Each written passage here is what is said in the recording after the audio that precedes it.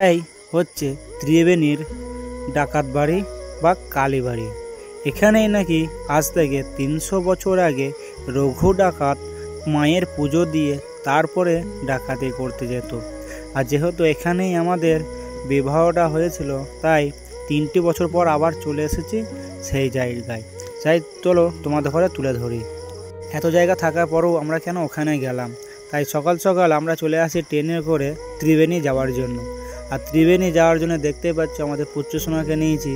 আমরা যখন ওখানে বিবাহ করি তখন তো কি বলবো, তোমাকে তো সব বলাই। ঠিক তখনই আমাদের ঘরে ঠাকুরমশাই বলেছিল, যদি সময় পাও কোনো একদিন আমাদের এখানে এসো, মায়ের পুজো দিয়ে যেও। ঠিক সেইভাবেই সেই কথা মতো ৩টি বছর পর আবার চলে এসেছি সেই জায়গায় মায়ের পুজো দেওয়ার জন্য।